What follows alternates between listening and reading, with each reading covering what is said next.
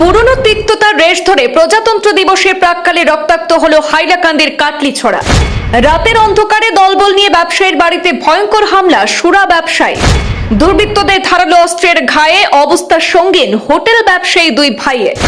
ঘটনার আকস্মিকতায় চাঞ্চল্য এবং আতঙ্ক ছড়িয়েছে কাটলিছড়া বাজার এলাকায়। আক্রান্ত দুই ভাইকে ভর্তি করা হয়েছে শিলচর মেডিকেলে। ঘটনার তদন্ত শুরু করেছে পুলিশ। হাইলাকান্দি জেলার কাটলিছড়ার সুরা ব্যবসায়ীর দুঃসাহসিক হামলার শিকার হলেন হোটেল ব্যবসায়ী দুই ভাই। ধারালো অস্ত্রের ঘায়ে দুই ভাইয়ের রক্তে ভেসে গেল বাজার এলাকার চৌধুরী বাড়ি। ভাইকে রক্ষা করতে গিয়ে দুর্বৃত্তদের শিকারে পরিণত হলেন দাদাও। বিবরণে প্রকাশ, কাটলিছড়ার হোটেল ব্যবসায়ী টিঙ্কু চৌধুরী এবং বড় ভাই রিঙ্কু চৌধুরীর উপর হতচকিত প্রাণঘাতী হামলার ঘটনায় স্থানীয় জনমনে ব্যাপক আতঙ্ক ছড়িয়ে পড়েছে।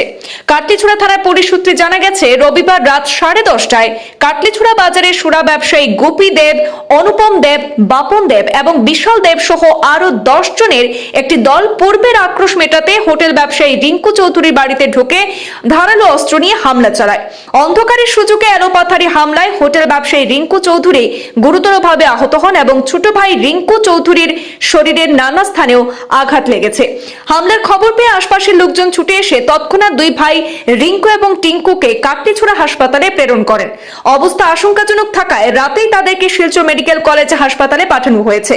বর্তমানে দুইজনের শারীরিক অবস্থা বিপদমুক্ত নয় বলে জানা গেছে। পুলিশ সূত্রে জানা গেছে, ঘটনা নিয়ে কাটলিছড়া থানায় একটি এজাহার দাখিল করেছেন হোটেল মালিক রিঙ্কু চৌধুরী ছোট ভাই টিঙ্কু চৌধুরী। পুলিশ তদন্ত শুরু করলেও শেষ পাওয়া খবর পর্যন্ত ধরপাকড়ের কোনো খবর এখনো পর্যন্ত পাওয়া যায়নি। কালকে আমার বাইরে মারার উদ্দেশ্যে গোপী দেব, অনুপম দেব, বিশাল দেব, বাপন দেব আরো লোকে 8-10 জন লইয়া তারা দুটো বোলেরো গাড়ি পেট্রোল একটা নিয়া আমার বাইরে মারার লেগে প্রথম আমরা হোটেলে খবর লইছে। খবর লিয়ে দেখছে ভাই দোকানে নাই। গতিকে আমার বাইরে হোটেলে একটা বাংলার তল রিঙ্কু হোটেল আছে, হোটেলে গেছে। এখানে গিয়ে আমার বাইরে পাইছে না। আমার বাইরে না পাইয়া দোকান ভাঙচুর করছে। বাইক আছে, বাইক ভাঙচুর করছে। বাইক ভাঙচুর করে তারা আমরা বাসা পাইছে। বাসা পাইয়া দোকানে ভাঙচুরও করছে। এর লগেও দোকানে বেচা কিনি, দোকানে কাজ কামের পয়সা রাখা আসলো প্রায় 50-55 হাজার টাকার মতন আসলো। এগুলো নিয়ে আইছে। তারপরে তারা বাসা পাইছে।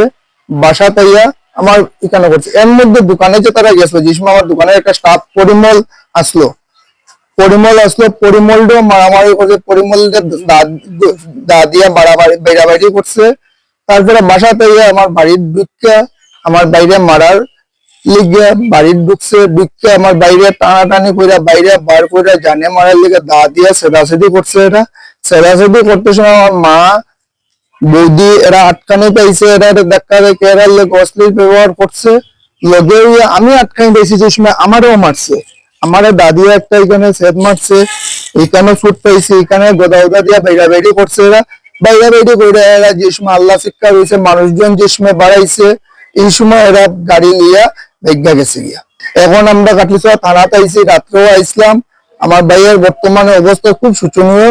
ভাইয়ের মাথার মধ্যে একটা সেদ মারছে। সেদ এখানে 10-12টা সেলাই লাগছে। কাটলিছড়া হসপিটালে দেখানি পরে শিলচর রেফার করছে। শিলচর দেখছে, দেখা সিটি স্ক্যান করছে। কইছে এটা গুয়াহাটি লিয়ে যেতে লাগবো। বাইরে গালে একটা সেদ মারছে, পাওয়ার সেদ মারছে, আরো শরীরে আরো স্পট আছে। যেটা বহুত কিছু খারাপ ভাবে বাইরে মারধর করছে। বাইরে মারার প্লেনে যদি আমরা আইতাম না, আমার বাইরে কালকে জানে মারে। এখন থানাতে আইছি, থানাতে আমরা এফআইআর কইরা গেছি এরার নামে। আমরা চাই এরা অ্যারেস্ট হইতে।